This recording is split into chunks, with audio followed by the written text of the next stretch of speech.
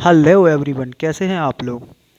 आज मैं आप लोगों को 23 जनवरी आज का ही 23 जनवरी 2022 का क्वेश्चन पेपर मैथ का कराऊंगा। तो देखते हैं दोस्तों ये पेपर। तो दोस्तों पहला क्वेश्चन है हमारा 10 की घात 3x बराबर 125 है। तो 10 की घात माइनस के 2x की वैल्यू बताइए। तो दोस्तों हम इसको लिख सकते हैं 10 to the power 3x 10 to the power 3x equals to 5 to the power 3 दोस्तों। ठीक है दोस्तों, इसके बाद दोस्तों यहाँ पर देखते हैं हम लोग, ये 3 से 3 कैंसिल हो जाएगा और 10 to the power x equals to हमारे पास 5 आ जाएगा दोस्तों। 10 to the power x equals to 5 आ जाएगा। अब हमें चाहिए क्या, हमें यहाँ पर चाहिए पावर माइनस की 2। तो अगर मैं यहाँ पर पावर माइनस की 2 करूँ, ठीक है दोस्तों, माइनस का 2x, तो मैं यहाँ पर भी माइनस का 2 पावर कर सकता हूँ दोस्तों।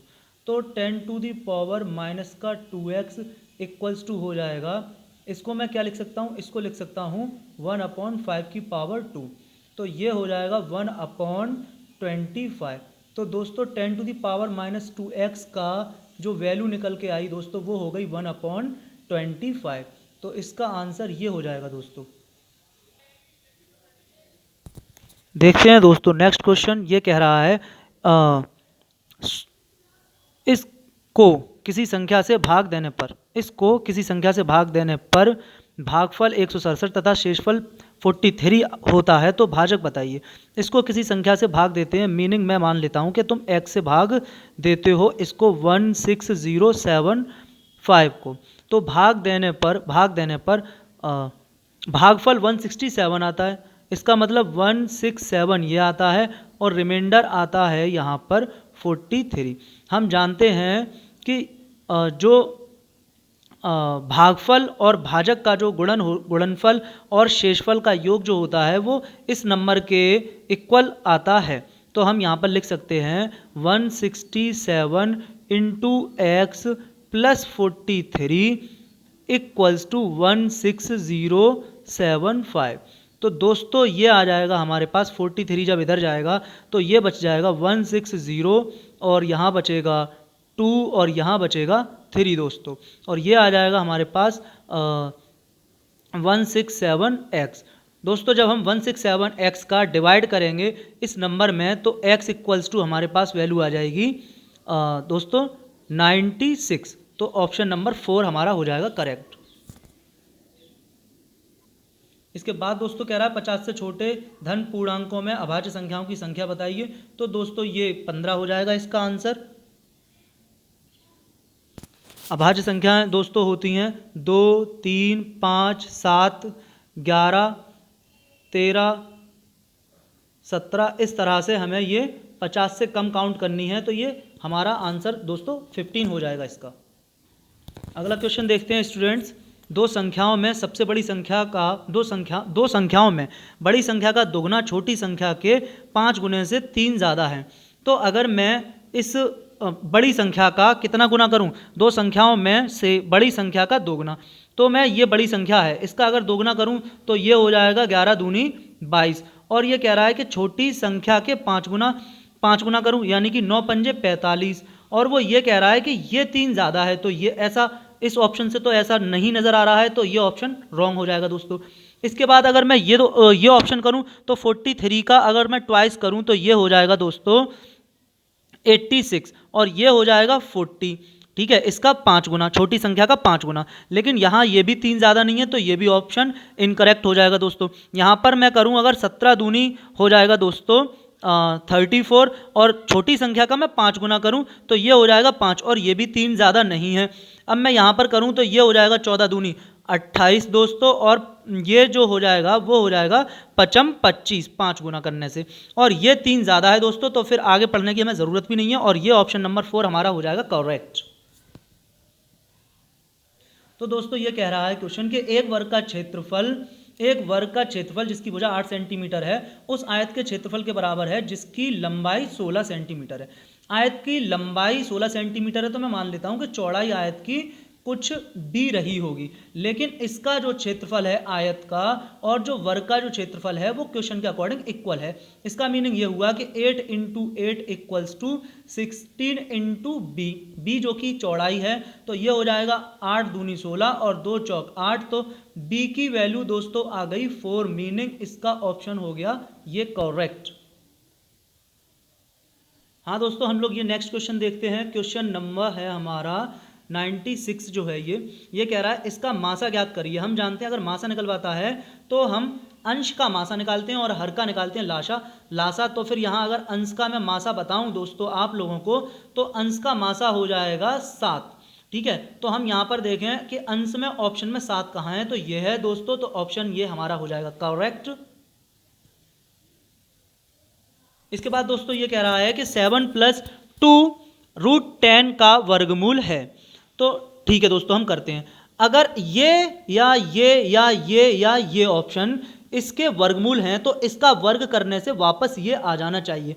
तो मैं इस ऑप्शन से स्टार्ट करता हूं, इसका वर्ग करूं मैं a + b का होल स्क्वायर की तरह, तो ये हो जाएगा 2 + 5 + 2 अंडर रूट में ये हो जाएगा आपका 10 और ये हो जाएगा 7 + 2√10। तो दोस्तों हमारा ऑप्शन हो जाएगा, क्योंकि इसका वर्ग करने से ये आ रहा है, तो फिर इसका आंसर हमारा 4 करेक्ट हो जाएगा। दोस्तों क्वेश्चन नंबर 98 हम लोग देखते हैं। एक वर्ग और एक समबाहु त्रिभुज की भुजा, एक भुजा उभयनिष्ठ है। उभयनिष्ठ का मीनिंग होता है कॉमन। अगर मैं यहां पर एक बना दूं समबाहु त्रिभुज और इसकी एक भुजा कॉमन ले लूं, ठीक है, एक भुजा दोनों के लिए कॉमन है, तो मैंने इधर बना दिया ये वर्ग। अब आप देख सकते हैं इस त्रिभुज में और इस वर्ग में ये वाली भुजा हो गई है कॉमन। ठीक है दोस्तों, और वो ये कह रहा है कि यदि त्रिभुज की भुजा 4/3 है, मतलब कि 4/3 ये है, 4/3 ये है और 4/3 ये है, और एक वर्ग और एक समबाहु त्रिभुज की एक भुजा उभयनिष्ठ है। यदि त्रिभुज की एक भुजा 4/3 सेंटीमीटर लंबी है, तो हमें यह गैस करना होगा खुद से कि इसकी भी सारी भुजाएं 4/3, 4/3 और 4/3 होंगी। अब परिमाप का मीनिंग ये होता है कि आप यहां से चले ऐसे ऐसे ऐसे ऐसे ऐसे सब कुछ ऐड कर देंगे तो वो परिमाप हो जाता है दोस्तों। तो मैं देखूं अगर, तो 4/3 इसमें कितने टाइम इंक्लूड हो जाएगा, 1 2 3 4 5 टाइम, तो इसमें मैं 5 से मल्टीप्लाई कर दूं तो ये हो रहा है हमारा 20/3। और दोस्तों हम इसको अगर मिक्स्ड फ्रैक्शन में कन्वर्ट करेंगे तो हमारा आंसर हो जाएगा 6 सही 2/3। ठीक है दोस्तों, तो ये हमारा ऑप्शन हो गया ऑप्शन नंबर 2। हाँ दोस्तों, तो हमसे ये क्वेश्चन कह रहा है कि 99 से विभाजित होती है इनमें से कौन सी। 99 से विभाजित होने का मीनिंग ये हुआ कि वो नंबर 11 से भी विभाजित होगा और 9 से भी विभाजित होगा, क्योंकि 99 के फैक्टर 11 × 9 होते हैं। तो मैं 11 की विभाज्यता की पहचान अगर आपको बताऊं तो सम स्थानों के अंकों का योग और विषम स्थानों के अंकों का योग अगर दोनों सेम हो तो इसका मतलब ये होता है कि वो 11 से डिविजिबल है। तो हम लोग देखते हैं दोस्तों ये क्वेश्चन, यहाँ पर हो जाएगा 5 और 1 6 और फिर एक ये छोड़ के तो 9 और 6 15, तो ऊपर कुछ ये 15 हो गया। अब मैं नीचे भी ऐड करूँ तो ये हो जाएगा आपका 7 और 3 10 और 2 12 दोस्तों। ठीक है, तो दोस्तों यहाँ पर सम और विषम, सम स्थानों के अंकों का योग 15 और विषम स्थानों के अंकों का योग 12 आया है, तो इसका मतलब ये नंबर 11 से डिविजिबल नहीं है। तो हम 9 से डिविजिबिलिटी की इस पर चेक नहीं करेंगे। ठीक है, इसके बाद हम यहाँ पर देखेंगे तो ये हो रहा है 4 और 1 5 और फिर ये 5 और 4 9, तो ये हुआ ऊपर 9। फिर यहाँ देखेंगे तो 3 और 1 4 और ये 5 9, तो यहाँ ऊपर भी 9 हो रहा है नीचे भी 9 हो रहा है, तो ये जो नंबर है ये 11 से डिविजिबल होगा। ठीक है, और इट मीन कि ये 99 से भी डिविजिबल होगा, क्योंकि इसके सभी अंकों के योग में 9 का डिवाइड जा रहा है दोस्तों। ठीक है, इसके बाद जो नेक्स्ट क्वेश्चन है दोस्तों वो कह रहा है कि पाई क्या है। तो हम लोग जानते हैं बच्चों कि पाई एक अपरिमेय संख्या होती है। इसके बाद क्वेश्चन ये कह रहा है कि यदि किसी वस्तु का क्रय मूल्य उसके विक्रय मूल्य का 2/3 है, विक्रय मूल्य का 2/3। ठीक है, विक्रय मूल्य का 3/2, विक्रय मूल्य का 3/2 है, विक्रय मूल्य का 3/2 है, विक्रय मूल्य का। तो ये हुआ आपका विक्रय मूल्य और ये हो गया आपका CP मतलब 3 की चीज़ खरीदी है और 2 की चीज़ बेची है, ठीक है। तो 3 में खरीदोगे और 2 में बेचोगे तो 1 की हानि हो जाएगी दोस्तों। तो 1 की हानि और कितने CP पर हुई है हानि? 3 के CP पर। परसेंटेज के लिए हम मल्टीप्लाइड बाई 100 कर देंगे और इसका जब हम परसेंटेज देखेंगे तो ये परसेंट आएगी 33 सही 1/3% की हानि दोस्तों। इसके बाद ये क्वेश्चन बोल रहा है कि 12 और 101 2 को 12 से भाग देने पर शेषफल क्या आएगा। तो दोस्तों देखते हैं हम लोग 12 से भाग देकर इसमें। तो ये रहा 12 और ये रहा 101 सॉरी अरे दोस्तों 121012, ठीक है।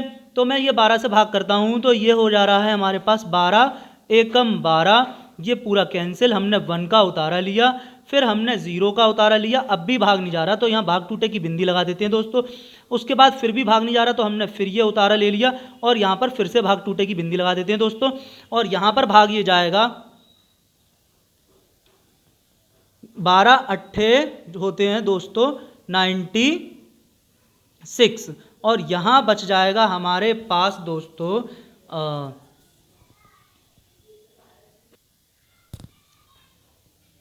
5 दोस्तों, और फिर हमने ये 2 का उतारा ले लिया। अब 12 से भाग दूंगा तो 12 चौक 48 हो जाएगा दोस्तों, और यहाँ पर इस प्रकार से जो रिमाइंडर बचा वो हो गया दोस्तों 4। तो हमारा ऑप्शन नंबर ये हो जाएगा करेक्ट। इसके बाद दोस्तों यहाँ पर पूछ रहा है कि गुणनफल में इकाई का अंक क्या होगा। तो इकाई का अंक देखने के लिए दोस्तों हम लोग क्या करेंगे, यहाँ पर इकाई के अंक का इकाई के अंक से मल्टीप्लाई करेंगे तो 8 6 48 में इकाई का अंक 8 मिलेगा, फिर 8 9 72 में इकाई का अंक 2 मिलेगा, फिर 2 दूनी 4 में इकाई का अंक ओवरऑल हमें मिल जाएगा 4। तो दोस्तों इसका ऑप्शन नंबर हो जाएगा हमारा थर्ड करेक्ट, जो कि 4 है। तो दोस्तों ये क्वेश्चन है हमारा, दिए आंकड़ों का माध्य यदि 4.5 है तो माध्य हो गया हमारा 4.5 इक्वल्स टू, माध्य 4.5 है तो उसका माध्य क्या होगा। ठीक है दोस्तों, तो माध्य 4.5 है। सबसे पहले माध्य ज्ञात करने के लिए हमें ये x हमें फाइंड होनी चाहिए, तो x हमको पता नहीं तो हम x फाइंड करेंगे। x फाइंड करने के लिए दोस्तों क्या होगा, इन सबको हम ऐड कर लेंगे। तो ये सबका ऐड जो आ रहा है दोस्तों वो आ रहा है 42 प्लस x और डिवाइड में दोस्तों ये सारे मिला के 10 है तो ये हो जाएगा 10। 10 जब इससे जाके मल्टीप्लाई करेगा तो 10 जब इससे जाके मल्टीप्लाई करेगा तो दोस्तों ये हो जाएगा 45 इक्वल्स टू 42 प्लस x। तो x की वैल्यू प्लस है दोस्तों ये, तो x की वैल्यू दोस्तों हो जाएगी हमारे पास 3। इसके बाद दोस्तों हम लोग क्या करेंगे कि यहाँ पर हमें माध्यिका निकालने के लिए या माध्यक निकालने के लिए दोस्तों हमारे पास जो नंबर जो ये लिखे हुए हैं आंकड़े ये आरोही क्रम में होने चाहिए। तो दोस्तों हम लोग इनको आरोही क्रम में लिखेंगे। तो पहले मैं इस 1 को लिखूंगा, उसके बाद में ये 2 को लिखूंगा, उसके बाद में ये 3 को लिखूंगा, उसके बाद में ये 4 x की वैल्यू क्योंकि 3 आई है तो मैं फिर से 3 लिखूंगा यहाँ पर, उसके बाद में ये 4 को लिखूंगा, उसके बाद में ये लिखूंगा 5 को, फिर से 5 को क्योंकि 5 दो बार है, फिर 7 को, फिर 7 को, और फिर दोस्तों मैं लिखूंगा 8 को। तो ये दोस्तों सारे नंबर हमने लिख लिए। मैं जरा काउंट कर लेता हूँ, 1 2 3 4 5 6 7 8 9 10। ठीक है दोस्तों, तो माध्यिका निकालने के लिए दोस्तों अब हम लोग क्या करेंगे, तो माध्यिका का फॉर्मूला होता है दोस्तों इसके लिए n+1/2वां पद।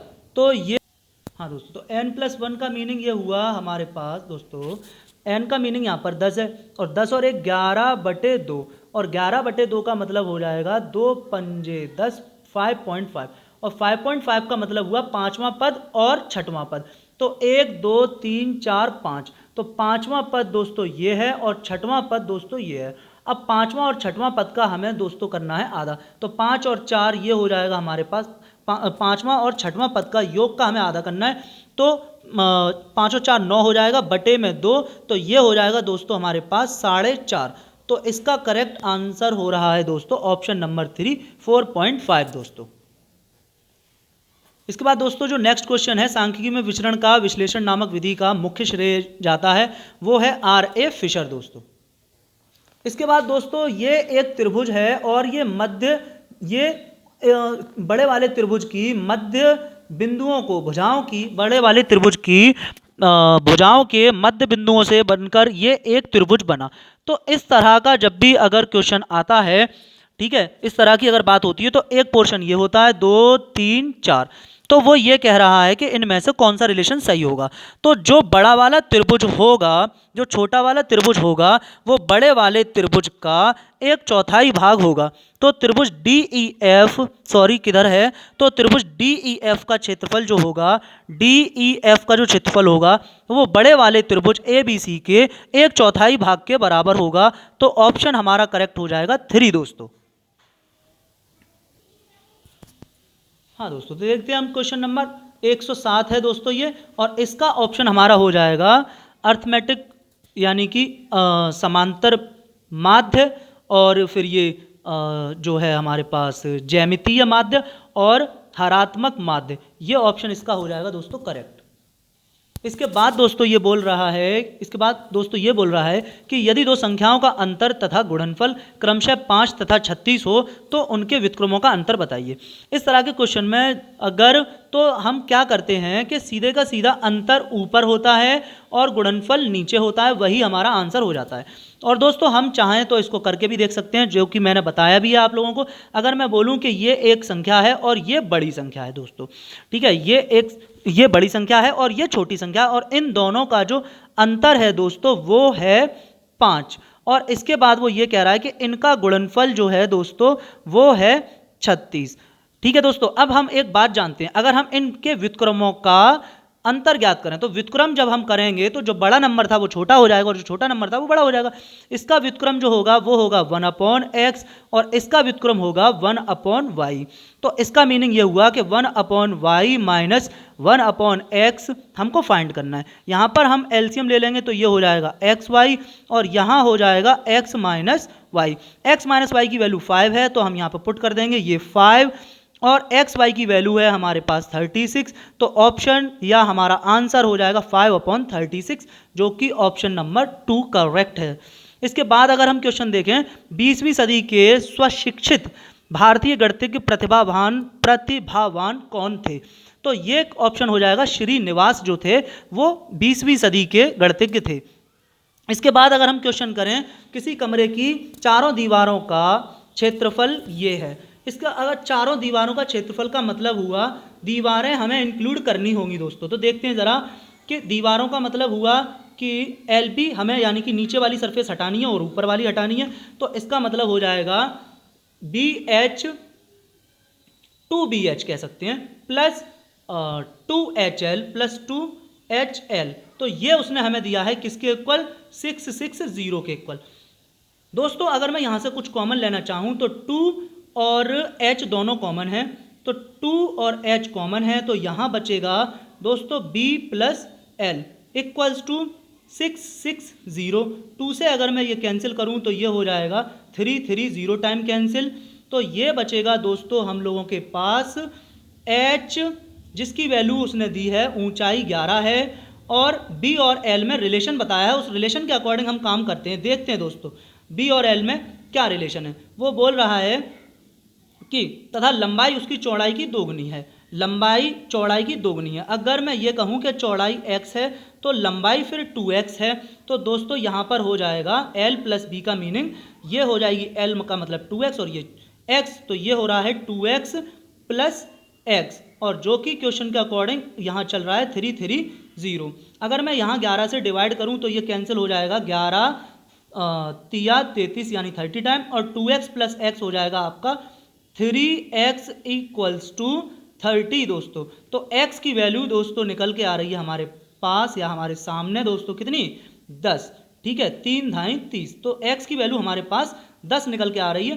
पूछ रहा है यदि कमरे की, तो छत की क्षेत्रफल बताओ। छत का क्षेत्रफल का मतलब हुआ L इंटू बी पूछ रहा है, वो L इंटू बी पूछ रहा है। तो L हमारे पास 2x यानी कि 20 हो गई और b हमारे पास हो गई 10।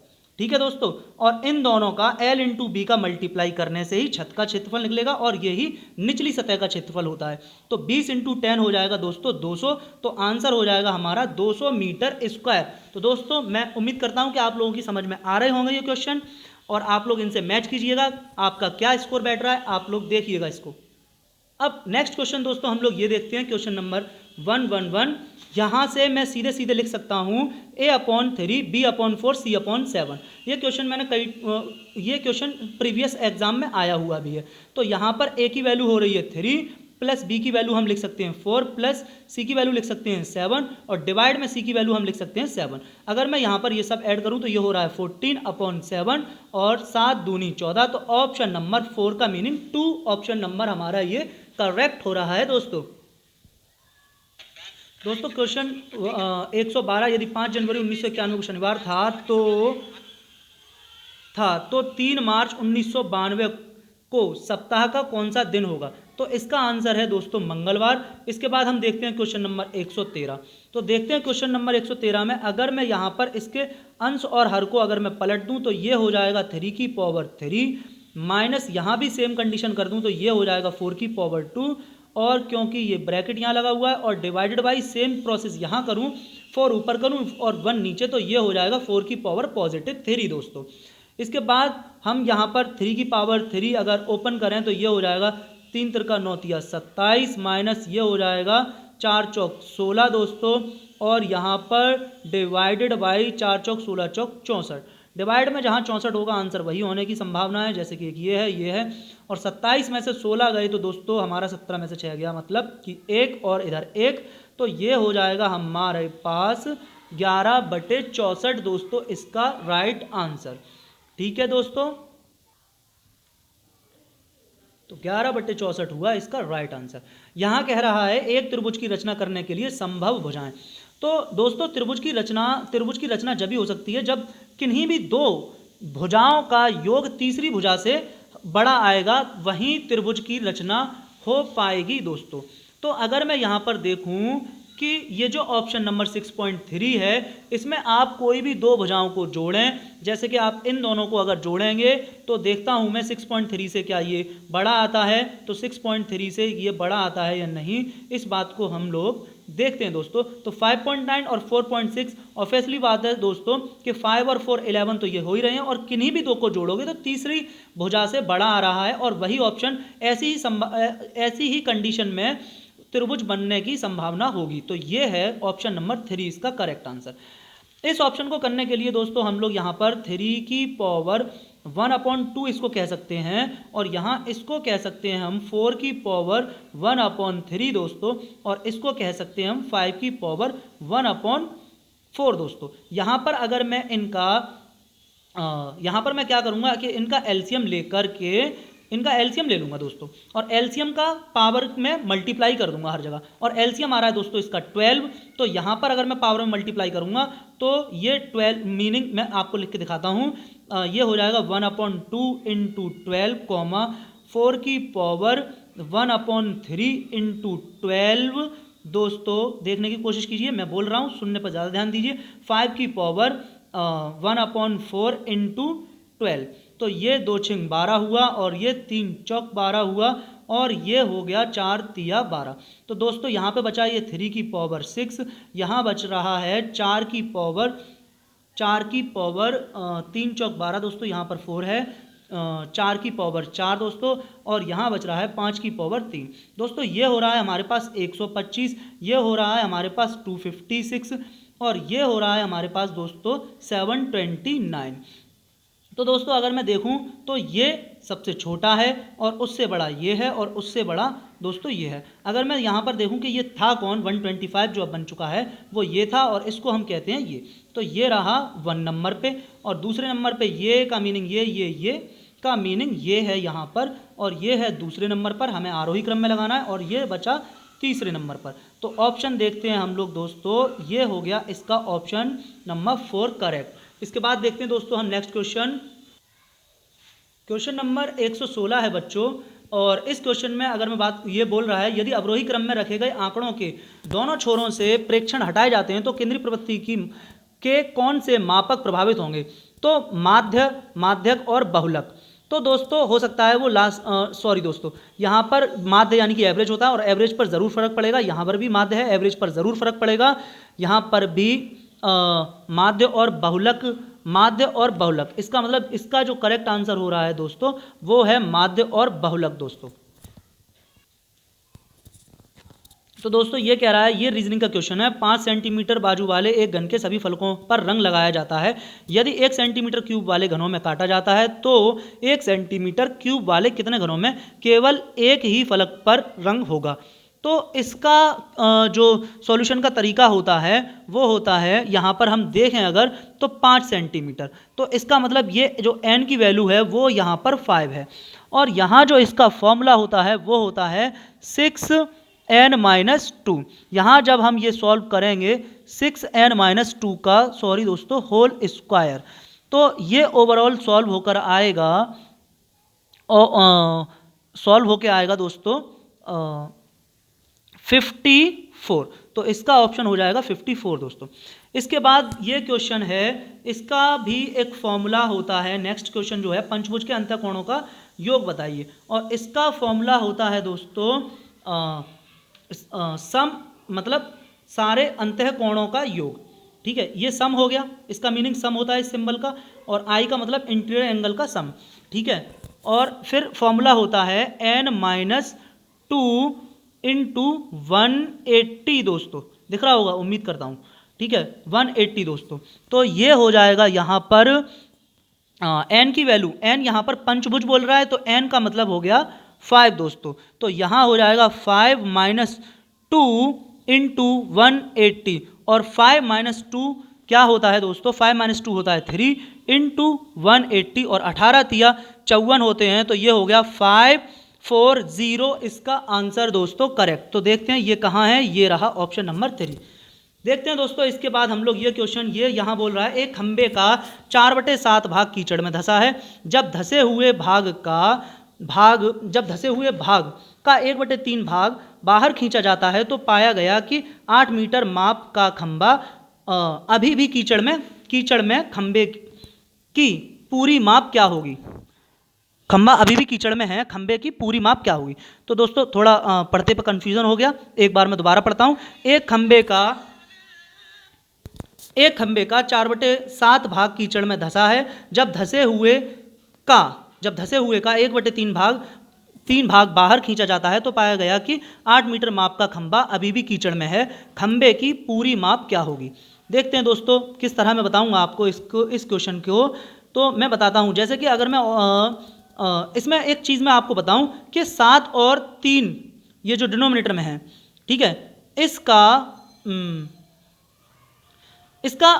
एलसीएम का डिवाइड जिसमें जाएगा वही आंसर होगा। तो 7 तिया 21 का डिवाइड यहाँ भी नहीं जाएगा, यहाँ भी नहीं जाएगा, यहाँ भी नहीं जाएगा, तो यहाँ पर जाएगा। तो इसका आंसर ये हो रहा है एक तरीका जल्दी से जल्दी देखने का। दूसरा तरीका मैं आपको बताऊं अगर, तो हम ऑप्शन से कर सकते हैं। अगर मैं मान लूँ कि भाई 21 मीटर है तो 21 मीटर का 4/7, 21 का 4/7 का मतलब हुआ 7 तिया 21 यानी 3 चौक 12। तो 3 चौक 12 भाग कीचड़ में धंसा है। जब धंसे हुए भाग का 1/3, तो ठीक है, धंसे हुए भाग का 1/3, तो धंसे हुए भाग का 1/3 कितना हो रहा है, 3 चौक 12 हो रहा है, यानी कि 4 हो रहा है, 3 चौक 12, ठीक है। खींचा जाता है यानी कि धंसा हुआ भाग था 12, और उसमें से वो बोल रहा है कि 1/3 बाहर खींच लिया, यानी कि 4 हमने बाहर खींच लिया। तो 12 में से जब हमने 4 बाहर खींच लिया तो अंदर कितना बच रहा है, 8, और हमारे अकॉर्डिंग भी बच रहा है 8। तो इसका मतलब ऑप्शन नंबर 21 इसका बिल्कुल करेक्ट है दोस्तों। इस क्वेश्चन को हम x मानकर भी कर सकते हैं। तो दोस्तों ये नेक्स्ट क्वेश्चन हमारा है, ए और बी किसी काम को 12 दिन में करते हैं, बी और सी उसी काम को 15 दिन में करते हैं। मतलब ये हुआ कि ए और बी जो मिलकर कर रहे हैं वो कर रहे हैं 12 दिन में, और बी और सी उसी काम को मिलकर कर रहे हैं 15 दिन में, और सी और ए उसी काम को मिलकर कर रहे हैं 20 दिन में। अगर मैं इनका एलसीएम ले लूँ, उसको मैं काम बोलूँगा, तो वो हो जाएगा इनका एलसीएम 60, ठीक है। और यहाँ पर अगर मैं देखूँ कि ये सब मिलाकर कितना हो रहा है या इन दोनों की एफिशिएंसी कितनी हो रही है, तो इसका मैं इसमें डिवाइड कर दूंगा, तो ये जाएगा 5 टाइम। तो ए और बी की जो एफिशिएंसी होगी वो 5 होगी, और बी और सी की जो क्षमता हो जाएगी वो हो जाएगी 15 चौक 60, ये 4 हो जाएगा, और सी और ए हो जाएगा 20 तिया 60, यानी कि 3। अब मैं ये देखूं कि इन तीनों की मिलके जो एफिशिएंसी हो रही है वो कितनी हो रही है, तो ये हो जाएगा आपका ये सारा कुछ जोड़ोगे तो आ जाएगा आपके पास 2a + 2b + 2c, और इधर ये तीनों को जोड़ोगे तो ये आ जाएगा आपके पास 12 दोस्तों। ठीक है दोस्तों, ये आ जाएगा आपके पास 12। तो उधर से जब हम इसमें डिवाइड कर देंगे तो ये आ जाएगा a + b + c जो हो जाएगा, इसकी जो एफिशिएंसी आ जाएगी वो आ जाएगी 5 और 4 9 और 3 12, और 2 से डिवाइड कर देंगे तो ये हो जाएगा 6। ठीक है दोस्तों, तो b और c जो है उनकी जो एफिशिएंसी है वो कितनी है, 4 की है। ठीक है, तो इसकी तो वैल्यू 4 हो रही है, तो फिर a की वैल्यू कितनी हुई, अब और मिला के तीनों का 6 हो रहा है, तो a की वैल्यू हो रही है फिर हमारे पास 2। ठीक है, तो और काम ये है, और ये हो गई एफिशिएंसी मतलब एक दिन का। तो फिर एक दिन तो अगर हम इसमें भाग दे देंगे तो ये आ जाएगा हमारे पास 2 तिया 6, यानी कि जो इसमें भाग दे देंगे तो ये आ जाएगा 30। तो ए उसी काम को अकेले करेगा 30 दिन में दोस्तों। ठीक है, तो ये मैंने इसके सारे के सारे क्वेश्चन दोस्तों मैंने पूरे मैथ का पूरा पार्ट करा दिया आपको। अब आप इसमें देखिएगा कि आपके कितने सही जा रहे हैं, कितने गलत जा रहे हैं। पढ़ते रहिए, खुश रहिए। Thank you.